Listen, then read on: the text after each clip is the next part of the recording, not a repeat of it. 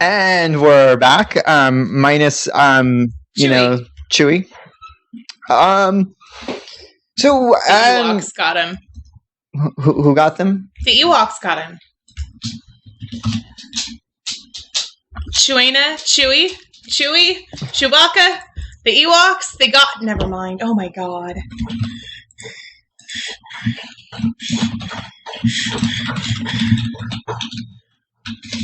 So, all right. So, that video, Flatness, you picked out the second one. The first one was just a recap of the 30-minute video. It was down to 5 minutes.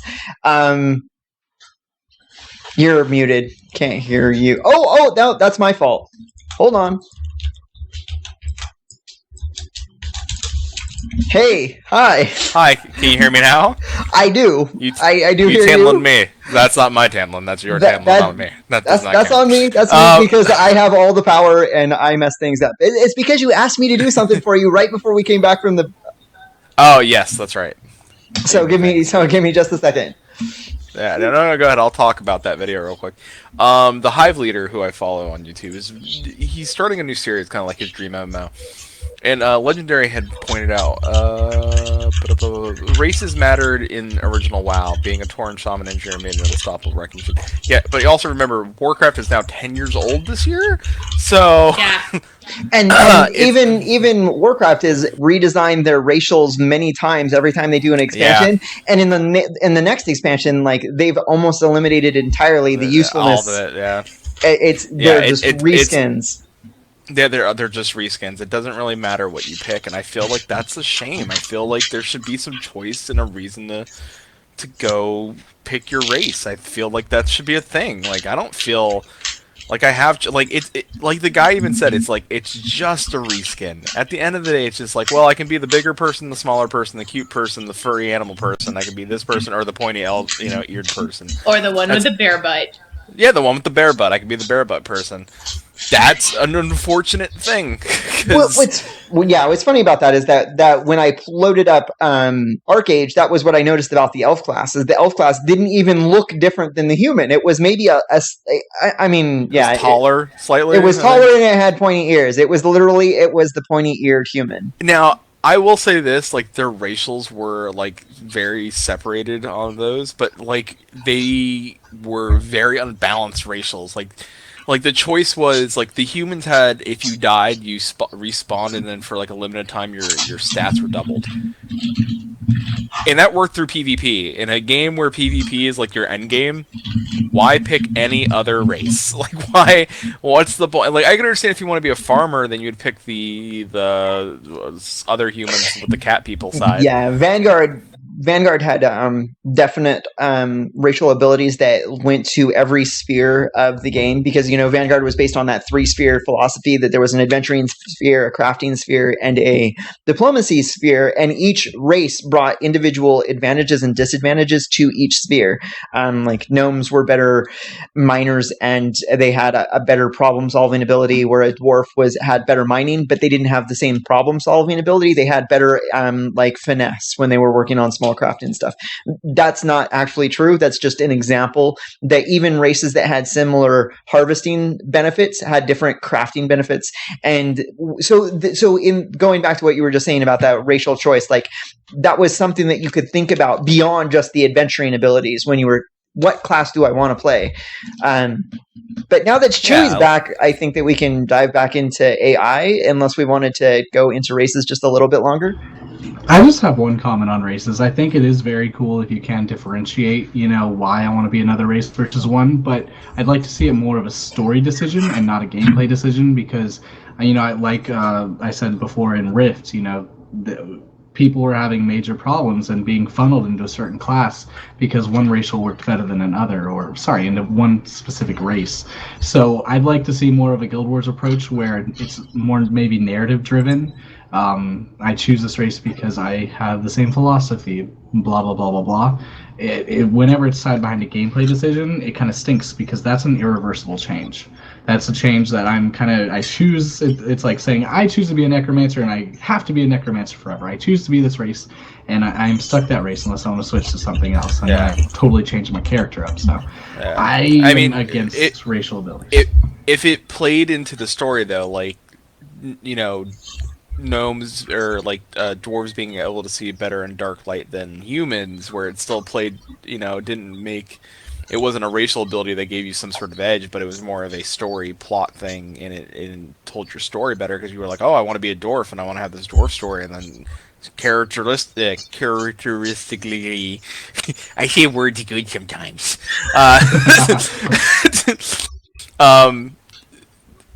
That would be something you're like kind of looking for, right? Like you want like the old EQ, like the guy said on the video. I know you went and took a break, but the guy said in the video like EQ1, like trolls, everybody hated trolls, like any NPC hated the trolls. But that's if you wanted to play a troll, that's the card you were dealt. I think it's kind of cool, especially for people that like to role play. Then you got that. But I do want to hop back into AI because I had the question. And Chewy and I kind of talked a little bit on break about it, and my question was, what if I make the wrong choice? How do I take that choice back? And are there other paths to unlocking classes or gear based on AI choices? So I know that's like first kind of shame on you for not making the right decision and for thinking it was says the wrong Mr. decision. Perfect. There's no right versus wrong decision, though. I'm just saying that. It's okay. No matter what you choose to be in life, Lattice, we stand by you. Oh, jeez. We're talking about the game. Sorry. But no, I think that the statement that you made is definitely right. Like the good, you know, the right choice, but compared to the wrong choice, that should not be that what influences you in your decision making. You should be like, you know, hey, I don't want to force people into role playing, but you should play the character as if you're going to, you know, like, well, what is it that you think that you want to do, and go and do that in the world, because that's what the SOE is giving you, right? It's this world that you can just go and do your own thing. I think that is a good question, though, if you make the wrong choice and all of a sudden a class is blocked from you because you didn't understand the consequence that, you know, this decision here would make that class over there hard to reach. But they have said that, like, there's never going to be a choice that's not going to be overcomeable, so that if you choose Paladin accidentally, you can't choose Shadow Knight deliberately. It might be harder, but if you're playing the character the way that you want to play it, those I mean, it should be logical. Like, you just follow your natural reasoning. Oh, yeah. Well, like, that's always the question, though. Like, but then is it unfair that I never get to unlock, let's say, necromancers that don't do anything evil? Like, what happens if I want to do something evil? I know they've said that it's going to take work, but, like, let's say, like, let's take the cleric thing, because I hate going back to it, but that was one example they said at SOE Live on video that I think a lot of us know, and I can easily go to it until they show us something else. Wink, wink, nudge, nudge, show us more. But, like, let's say if I help the guy and then I just don't continue forward, like, what happens later when it's like, oh, how did you unlock the cleric class? And then, like, someone's like, oh, I did this.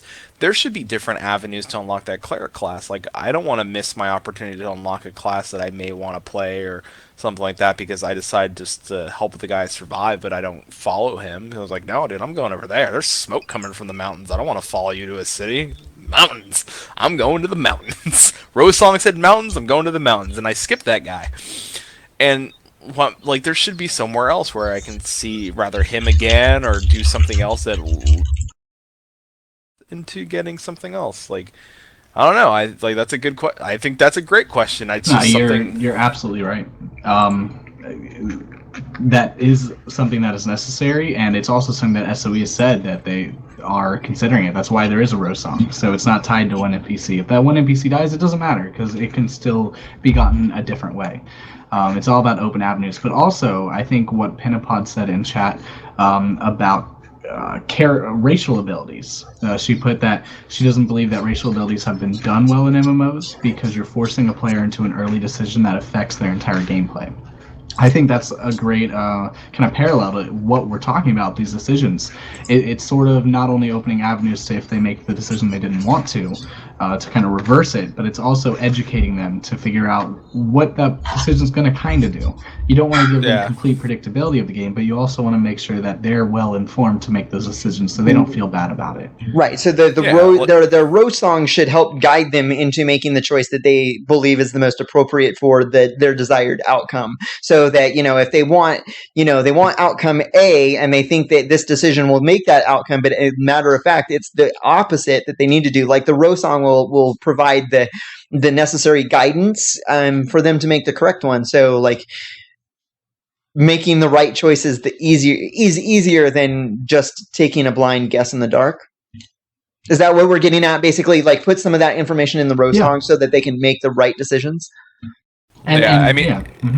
But is row song the first thing we see when we open up character creation? Is like this, like the story? Oh no, and I'm not talking about racial choices. I'm talking about just the decision, the decision choices. Okay, actually, listen. That'd be kind of cool if Rose Song was the first one we saw in character creation. Like that's how like our story starts off. Like okay, he's making a dwarf, and it does this. He's doing specifically this, and then we could pick out maybe little background story elements like Guild Wars 2.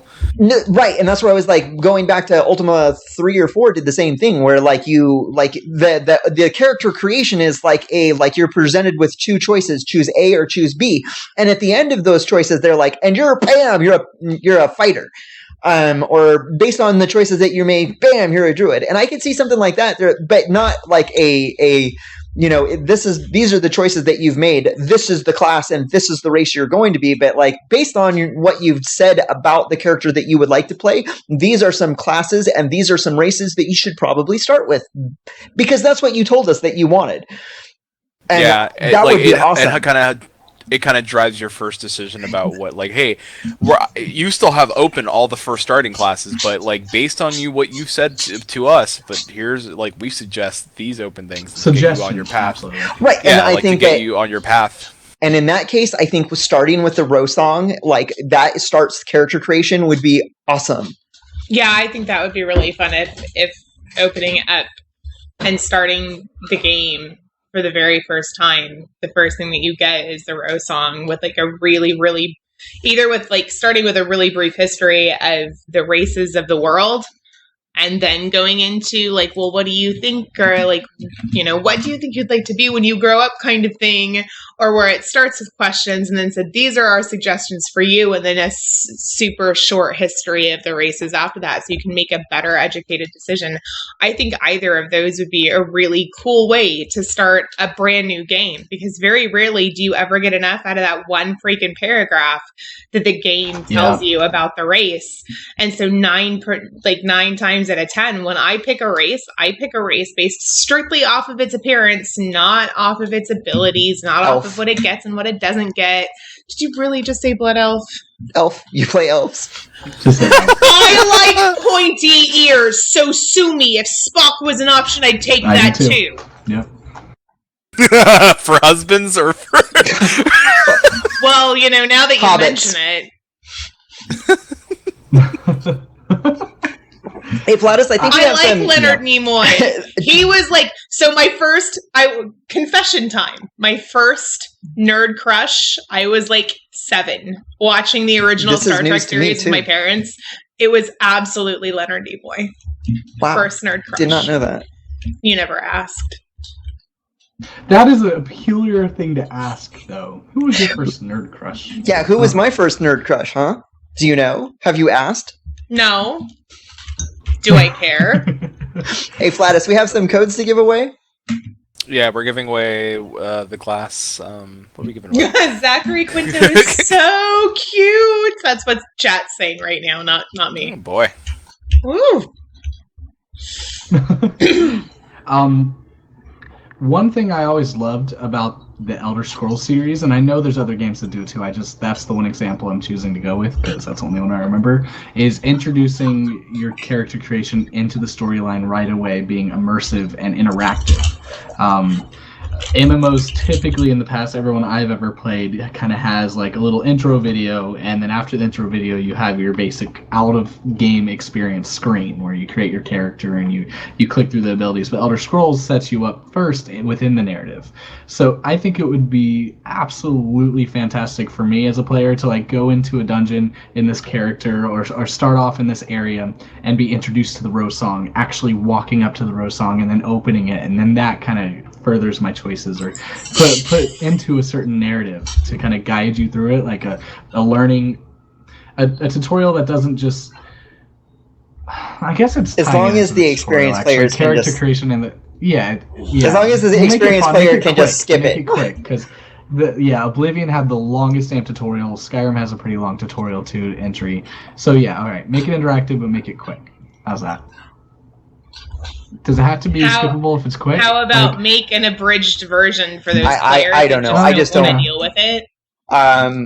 See, I don't know. I just know that's not even like asking that question for myself. Just about those other power gamer MMO types that are like, dude, I play a plate wearing, two-handed sword wielding dwarf in every single game I play, and if it's a dwarf from EverQuest, that's what I'm playing. I don't need all of this tutorial and lore stuff. This is what I do.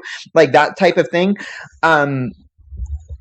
So there's going to be people that are just going to want to skip it. I don't know what's going on, but I hear coughing.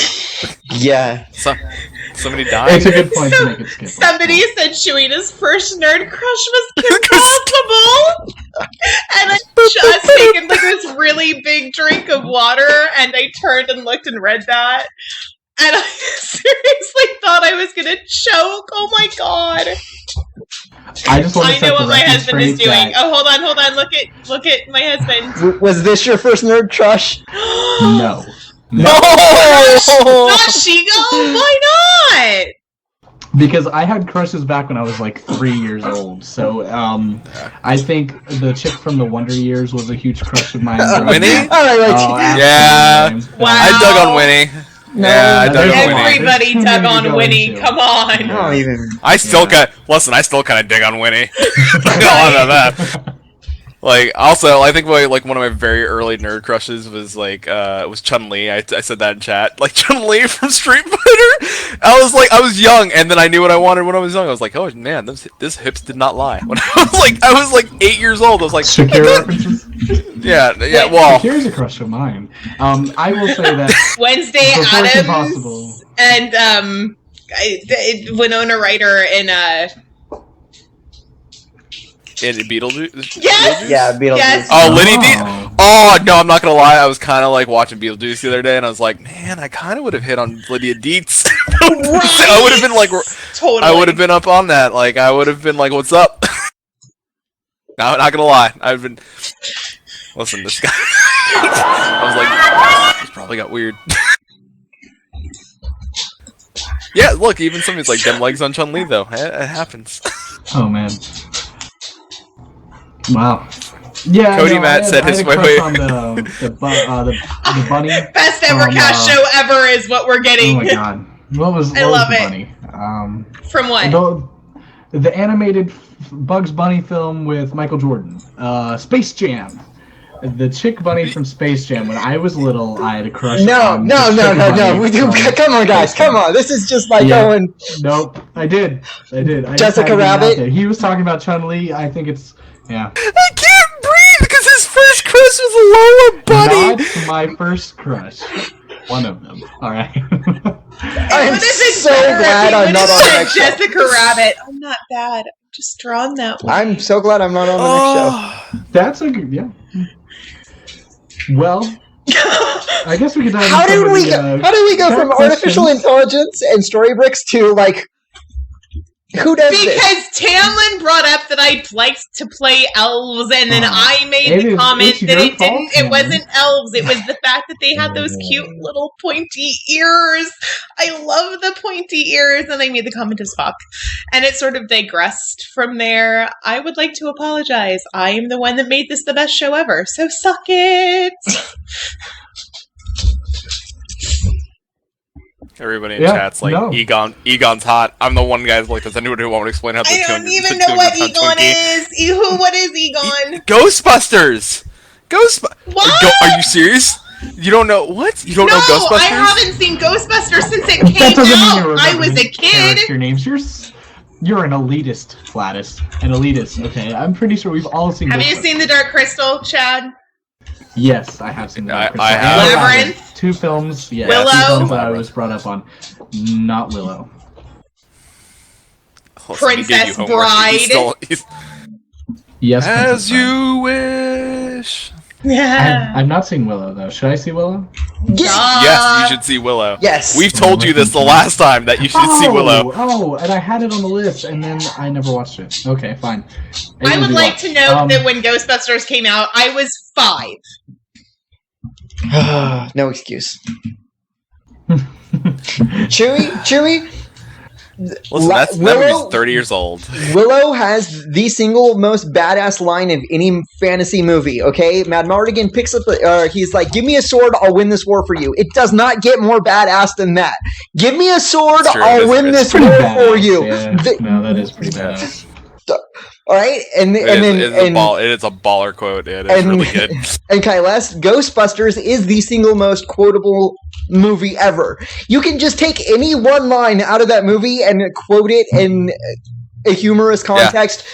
You know, like if we should split up. We'll do more damage that way. All right. So date night, our next date night. Sure. Ghostbusters. I will rewatch Ghostbusters because I haven't seen Ghostbusters since I saw it in the theater at the drive-in. If there's a steady paycheck, I'll believe anything you want. Huh? You guys are really good at heckling people into doing things. I need to get my fiance on this show so you can heckle her into watching the original Star Wars, because I've tried multiple times. You've not gotten her to watch Star Wars? No, I mean, I've gotten her to Why are you wifing this woman? Sex better be good! I'm sorry! Well, you're wifing a woman who doesn't play video games and hasn't seen the original Star Wars. It's not that she... It's worse. It's worse. It's what, not that she the doesn't Star Wars and the watch sex? It's that, no. Hold on. It's worse than she's never We seen don't need to Star talk Wars. about any of that, okay? It's worse than she's never seen Star Wars. How does it get worse? It's that she hates the original Star Wars. That she doesn't care to watch it. That you say it and she's like, oh, she scoffs at Star Wars. She loves Indiana Jones though, so I give her credit there. But yeah, no. I'll give her credit as long as she thought the Crystal Skull was crap. Oh, you didn't like the Crystal Skull? Crystal Skull was awful. Well, I was young when I watched it, so it's been a while. Dude, the Crystal Skull was 10 years ago! My son watched it with me in the theaters. Yeah, it's recent. It's the most recent Indiana Jones. It was not that long ago. Oh my God, sweetheart, my son is you were thinking Dark years Crystal. old. Yes, I was thinking about Dark Crystal. Wow. I'm sorry. Oh, I was still thinking about Dark Crystal.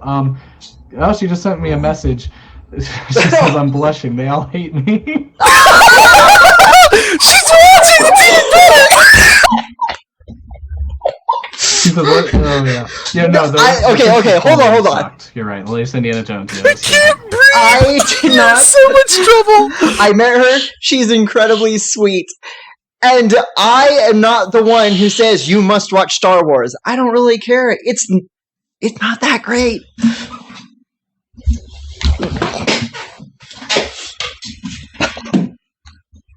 If you're not a nerd about the story, I mean, the acting's kind of crap. The directing's good, but I don't know.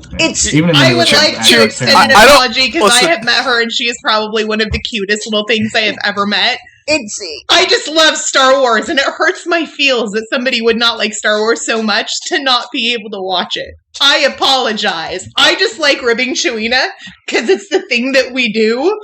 If I would have realized she watched, my dad might be watching this show too. Hey, Chewie, she's never seen Star Wars. The only people that haven't seen Star Wars are the characters in Star Wars, and that's because they lived in Chewie. That's because they lived the Star Wars. Whatever. Okay, are we ever going to get back on topic? Should I just? Yes, please. Can we? We have tons. I can only stick my foot in my mouth so many times a night, and I think one is my limit. I apologize. Oh my goodness. Please, if you're on Stitcher, thumbs up and rate us, because that was the greatest thing ever.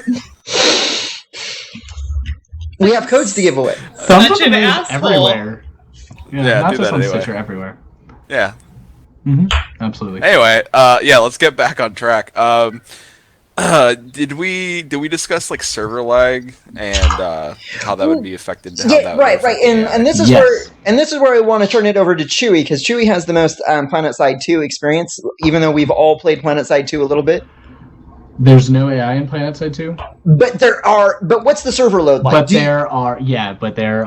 it's about 2,000 players over 1 square kilometer in game distance. You can have matches that are 200 versus 200 in a good amount of area, and it's fantastic. I mean, they've had problems optimizing over the years, but they do a really good job, and you can walk in there to a huge fight, and it keeps track of everything. So I will say that Forge Light, one of the benefits of it that we've seen so far is the way it handles data, and then I'll also go as far as saying that the H1Z1 AI runs on a separate server. So you'll see them doing game demos, and they'll be like, oh, the main server's down, and the AI will stop moving around and stuff like that. So don't necessarily think, even if you're just basing it off Forge Light and one server, that there's a chance in EQN that it's might be 2 separate servers as well, that all AI computations will run on one server and then interact on the other server, which handles more of the player load. So honestly, I'm not worried about that. I think that they've had plenty of years with PlanetSide 2 so far to kind of figure out what they can do. They're testing with H1Z1 right now with hordes of zombies. Have you seen some of those videos? I mean, it looks like 300 zombies walking across the lawn. It's crazy. And if they can pull that off, I think it'll be fine in Landmark. But then again, or EQN. But then again, looking at Landmark, they have major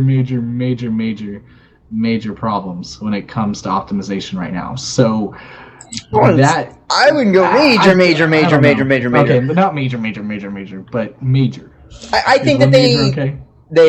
I think that there's some there are some, especially if you do a lot of distance traveling. There's and that's the voxel world. But I mean, so yes, that could make it a messy situation for EQN. So maybe we can't really base things off PlanetSide 2. But I think once they figure out the problems with the voxel engine and optimize that, then they're not going to make AI that they can't support. They're not going to be like, hey, let's put 3,000 NPCs here and just watch the players suffer. So I don't think we have anything to worry about. I think it can be done. We just don't know the scale yet. What do you guys think about that? I think that they wouldn't plan on doing something that they couldn't support. Like this, like they have to have, you can't. This is one of those things that in the development meeting, they're sitting around the table and they're talking about, like, this is what we want to do, this is what we want to do, this is what we want to do. And then somebody's going to be like, we need to make sure that the servers can support it, because if the players have thought it, the developers are thinking it, and they wouldn't go forward with their planning if they didn't think that they had adequate systems in place to cover that sort of issue. And I think that you're right, that like what we've seen from PlanetSide 2 and combine that with H1Z1, I think that they have enough fail-safes in place that we're not going to have to worry about like the server load. And from my own experience, like in PlanetSide 2, where you're seeing like a huge battle of like 50 versus 50 or 100 versus 100, at the same time that battle is going on, like you can even scroll off into the horizon and see that other part of that battle, and the server is communicating all of that to you. So yeah, I would say that my worry is not with the server load.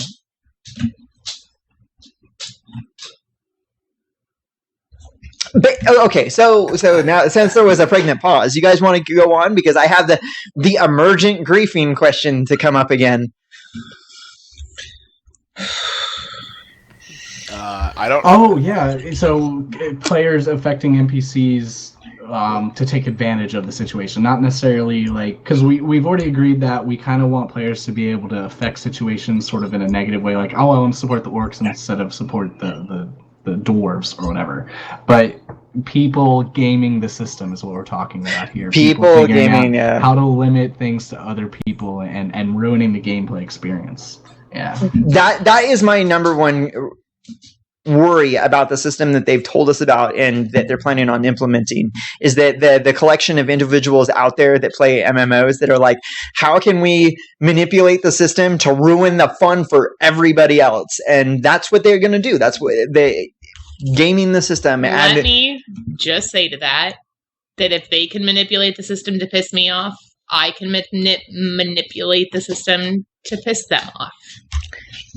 I'm worried about strength in numbers, though, or more like a small group of people doing a very specific action repeatedly, or just doing whatever.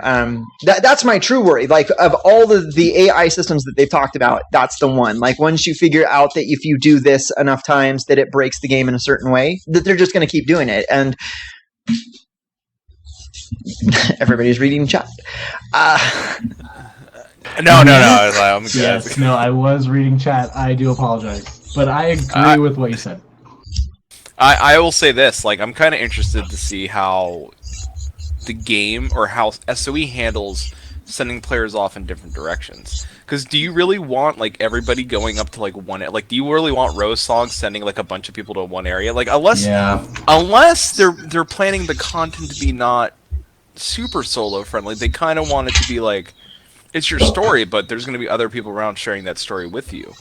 So, like, are they trying to make it so that it kind of it pushes you to grouping and pushes you to be social in an MMO? Gasp! Did I say be social in an MMO? Oh my god! What's that now? No, I think that's a perfect thing, because they've talked about, like, you can get into the tier 1 level of the world by yourself, but like the deeper into the tiers you go, the more you're going to need a group or a raid, and then maybe even an equipped raid, like a geared raid group, being able to defeat the challenges that you see in front of you. I could see that the story brick system being done in the same sort of way. Like, individually, one person isn't going to be able to game the system, and individually, 2 people aren't going to game the system like that. It's going to take a concentrated group of people in a certain type setting that is not easily you can't just like log in on a brand new alt because it's a free to play game and go and game the system that way. It's like you have to invest time in that character and then put time as a group into a particular action to be able to affect the world in a certain way. Like that way that when there are changes that happen in the world, it's through that social interaction and coming together that we, made this significant change. And I apologize, this is a little tangential, but it's on the same topic. Like, imagine the way they're setting up this gameplay and the way they're setting up the Rose Song.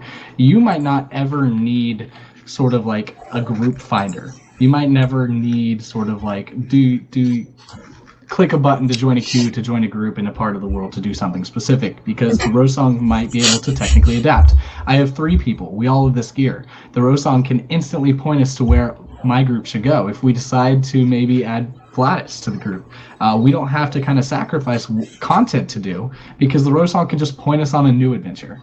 And I think that's something important to talk about, because AI could be a limiting factor in your group content, but I don't know. Maybe Rose Song and the AI can actually create a near endless slew of grouping activities for us to do and base it off our group, so it's appropriate for our group. It could just be built straight into that system.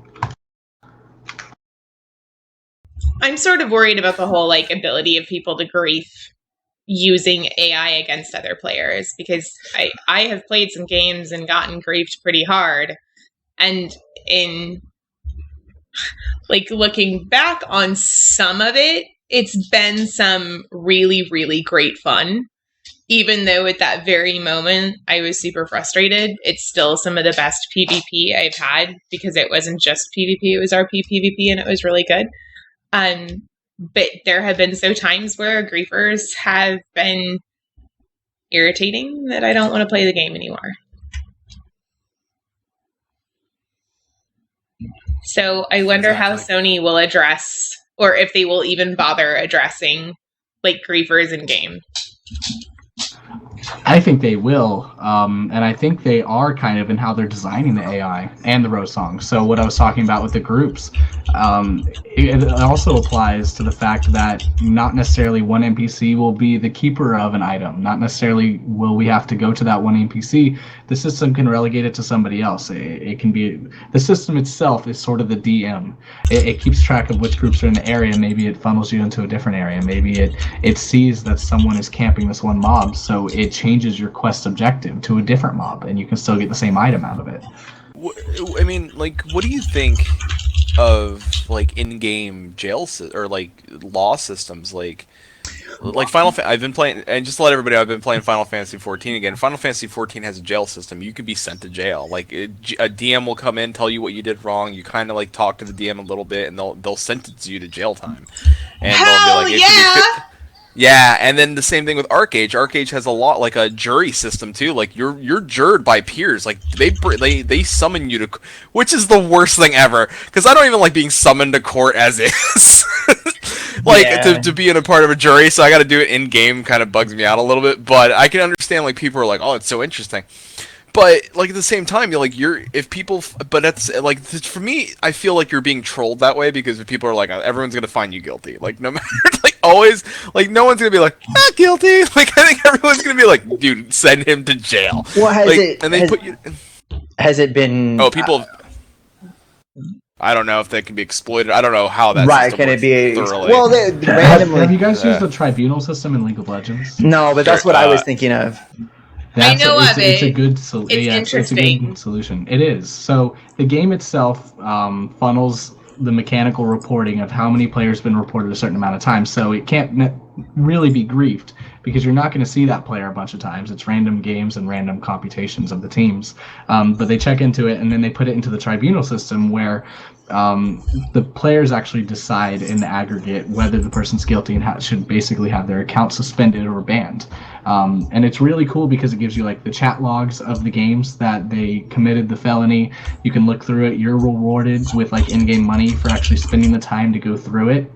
And then yourself as a reviewer is actually sort of rated, depending on how people sort of agreed with you. So they sort of weight your response a little bit too. It's a really cool system. I could see that working in an MMO if you built it right. But man, I mean, we're talking about griefing. A system like that, especially in an MMO where things aren't random and you see a player a lot, you'd have to limit how it's reported. But it's a cool way for players to sort of moderate the community, especially taking it out of the game a little bit. Because in Arcade or something like that, that's not a real penalty. That's just sort of, we put you in in-game jail. It's part of the system. But even if you log in with your character, like let's say if you log out of in-game jail, you'll log back in in-game jail. You have to spend kind of a punishment. Oh yeah, it is it's a like in Final Fantasy. If you log out, like say if they put you in there for like an hour, you have to spend in-game time an hour in that. I'll go take a shower. I'd log in and go AFK. Exactly. For an it's hour, like I think that the tribunal is a good system because that's where it's like the consequences are more severe, especially that if you follow along with the tribunal system, now they're saying like if you're a professional player and you get caught on the tribunal and you're found like guilty of whatever you're being accused of, they're like, okay, you can't compete anymore. And for a professional player, that's like, well, there went your livelihood, that there went like your professional career, because that really hurts. But like when oh my god, you took away my, and that's like one of the easiest solutions to deal with griefers in other MMOs is like if there's somebody out there trying to ruin your time, like walk away. I have other things that I can find during the day to entertain myself. And if I get thrown into a jail in Final Fantasy, it's like, okay, well, it's time to go do something else. Whatever. I don't care. I mean, I last time I saw a video was like early beta, like of the jail system. Like I haven't looked at like a recent video of someone going to jail. I may have to look that up. I just don't talk about it maybe next episode and like let's see how it's changed. I think that the SOE has already said that they have a good system for, and this has nothing to do with AI, but they have a good system for like reporting other people's. If you report someone and they go and they investigate and they found that like, hey, this person like they did a good report on bad behavior, then they +1 you, and so that the next time that you report something in the queue, you might go ahead of people that have never reported anybody before. before because you've earned a little bit of trust. And so over a period of time, as you build up the trust with the reporting system, all of a sudden SOE notices like, hey, this is a person that we trust a great deal and they're reporting bad behavior, so let's pay attention to them. And at the same time, you can't use the report system to like grief people exactly, because as you report people wrongly, like this person is just a whiner, the SOE learns to ignore you because you're just whining. All right, so we're looking at 10 minutes left. We do have a lot of questions that were posted in chat throughout the episode, so I'm going to kind of run down them, and then we can kind of give our speedy answers to them. So first... Rapid fire. How does this recent AI video tie in with the video from the AI conference in Vienna? Did anyone watch that other AI video? It was a little hard to understand, really thick accent, but it talked a little bit more about the micro of it all, the actual emotional decisions that the character makes. My answer would be is that it does tie in because they're two parts of one system, and maybe next time we could dive into both of those videos specifically and try and create the meta picture of what it all is. Yeah, one of those discussion points that we had was like using the micro interactions with the NPCs to affect macro outcomes, like that we saw in the Storybix video, that if you put a scrying device in front of a priest, the priest will go to the scrying device and use it to scout on the enemies, right? And so like, well, based on just that simple interaction that they've shown us, how can we use that minor micro interaction with an NPC to create a macro outcome? And I think that's like, I want to see more demonstrations of that so that we can start getting an idea of how the system of NORAS will work.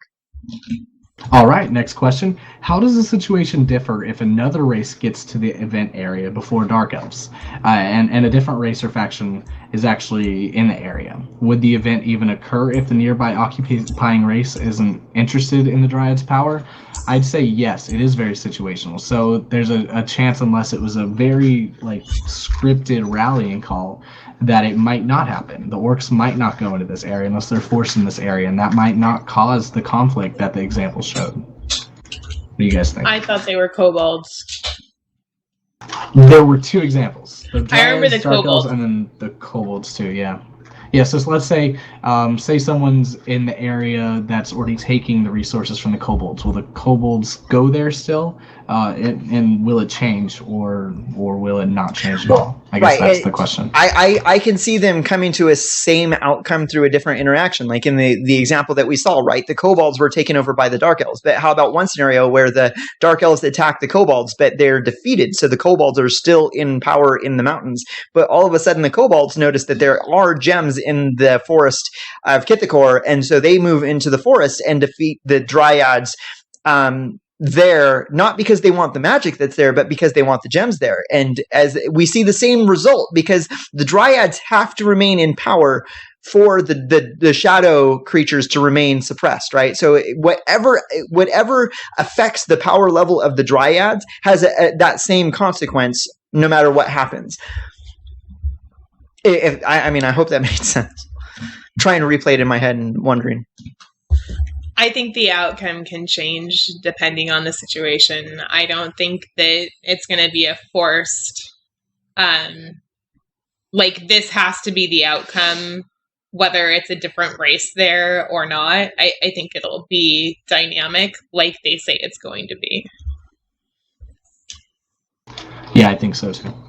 All right, Flash, did you have any comment on that? I think that if it's going to be anything, it's going to be situational, like you said. But it would be kind of interesting to see see what the AI does. Does the AI reinforce and push back and cause it anyway? They're like, there's more people. Deal with it. See how they deal with it. See how that it happens. Like, it could be situational, but what happens if it's more of a thing where the AI is like, well, we still want this to happen, so we require additional forces, so double up. I don't think the AI is going to be cognate that way. We don't know that. Yeah, we don't know. Okay, maybe, but then that wouldn't be the AI dictating that. Yeah, that would be SOE pushing buttons to make sure that an event occurs. Not that the AI individually hey. Yeah. That's what I was just saying in my head. I was like, I said definitely and probably right next to each other. That's really bad. Definitely, probably. Definitely, probably. Not said the liar. Kind of, sort of, maybe, not really, but yeah. Certainly, maybe. But yeah, certainly, maybe. Next question. How effective will pugs be in affecting rallying calls versus organized groups? So, so we're talking public events, rallying calls. We're not talking about instance combat. We're talking about whatever's going on. The main. What do you guys think? I think that this is where where I think that organized groups are going, like SOE and EverQuest Next is going to be really appealing to groups for this game, because they're going to, like, groups of players are going to be able to have an effect on what they want as a desired outcome. And I think that that's the most critical feature.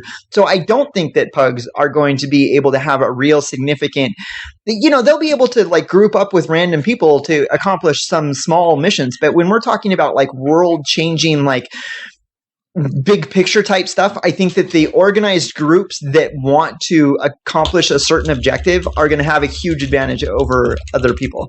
And I think that, and I say that simply because I don't think that in one evening you'll be able to change things significantly, but through an organized campaign over a period of like a week or 2 weeks or maybe even a month or 2 months, then you'll start to see the real drastic changes that an organized group can accomplish in the world.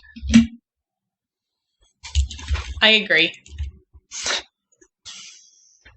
I'm going to draw a parallel to PlanetSide 2 right away, because that is exactly the situation that we're talking about here. It's not necessarily a pug like, oh, I'm joining the Dungeon Finder versus going out to do this instance. It's this big open world with a lot of different things at play, and Tamlin's absolutely right. In PlanetSide 2, if you have an effective strategy, if you're organized, you will typically prevail in most situations, unless the odds are just completely stacked against you.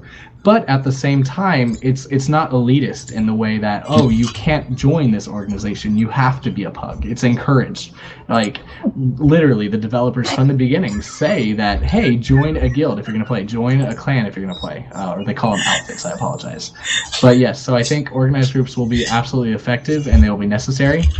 But I also think that if you do pug, it won't be so detrimental to you, because we have a picture of a pug. I didn't even notice. I love pugs. It's such a cute pug too. Well, that was going to be so late because they're not going to be looking at a pug on the screen by the time I say that. But pugs kind of take a different meaning, because what happens in PlanetSide 2 is the organized groups can lead bigger groups. I mean, they can like say, hey, we have these leaders that are extra, and we're going to organize them. And I think that happens left and right. And Guild Wars 2 had an awesome system for that in the World versus World, that you had a commander's icon that you could throw on your head, right? So that when you went into World versus World, you would look at who's wearing the commander icon, because usually when you buy the commander icon, you know, with great responsibility comes great power, or the other way around. With great power comes great responsibility. Right. I said it too quickly and messed it up.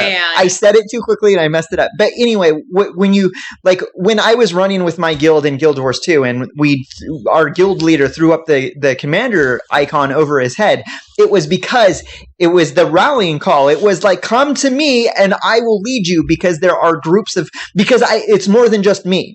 You know, if you listen to me and you listen to what I say, I would like to see done, we will accomplish victory. And that's where you know, like Guild Wars 2 had an awesome system for that. Like, and you're right, in PlanetSide 2, like, even if you've got a small squad of people, if you're organized, you can say like, come join me. Yeah. Let's work together. And so like an organized territory while everyone else is there. Exactly. Right. An organized group can work with pickup groups for like, you're absolutely right. That's a great thing to look at.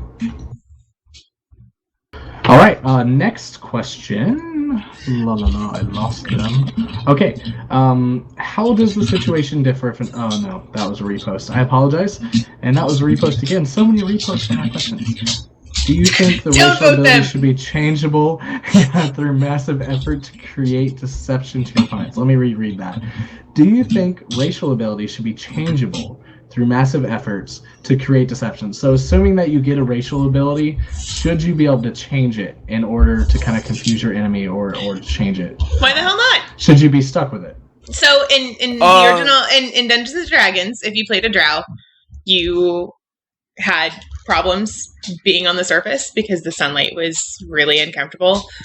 But through really extensive, constant trips to the surface and making them longer and longer and longer, you could get rid of that, or at least minimize it to the point where you could become what they call the surface drow. There is zero reasons why that's not a plausible option. Yeah, why not?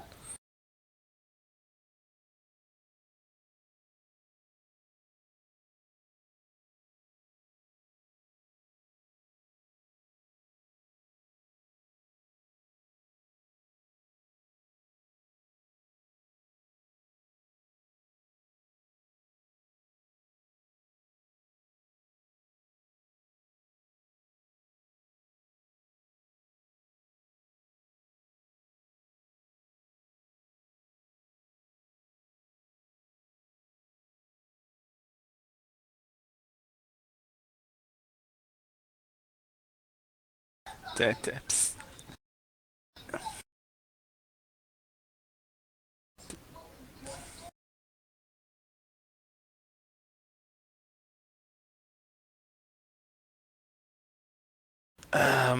Yo.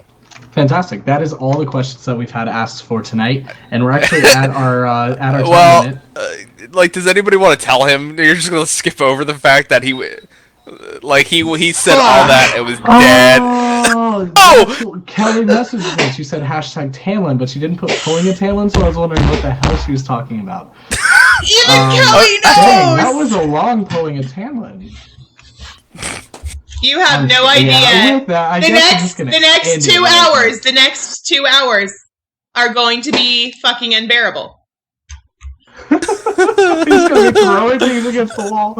Oh man. No, well, he's not I like hope that. you all enjoyed our very AI discussion. Something about recognition. Can we have some? What is it, Gladys? Damn it, Shalina! Thanks for listening. All right, hold on a second. Recognition. Oh my. Hold on. All right, Talon had a fantastic point. You may not have heard it, but it was fantastic. All right, Chewie, stop talking. Kailas, you're doing a great job. You stay down there and you keep doing what you're doing. I'm just running things now. Listen, before we go, follow us on Twitch, follow us on Twitter. Send us emails if you have questions that we didn't answer during the show. If you have a question about AI, we'll answer next week. Actually, if you want to reach me. Oh boy. Please send us you know what, Talon's not going to be here, so if you have a bunch of questions, that may be a good fun show for us to just kind of go through your emails and stuff to kind of answer questions for you guys. We have no idea what we're going to do next week. I'm taking over. I don't even know what's going to happen. I may light stuff on fire. That's what stuff's going to happen. That being said, and Stitcher, if you are an audio listener, it helps us. I don't know if you guys know this. Stitcher is an app you can download on your phone. Please go download that app and listen to us audio-wise if you can't make it live to the show. Or if you want to listen to it again, and if you miss something or you're at work or something, you can listen. Do that. Thumbs up, like us, leave comments. Yeah, and maybe there will be little hidden gems and stuff. So I think the people that listen to us on Stitcher just can't handle the sexy that this show is live and just have to listen. Yeah, they buckle out early and they're like, I'm gonna catch this later. So go do that. And that being said, this would be the 34th episode of EverCast, and we love you all and thank you for coming out. And I'm gonna go ahead and camp us out because that needs to happen. In 5, 4, 3, 2, 1. See you all next week. Thank you.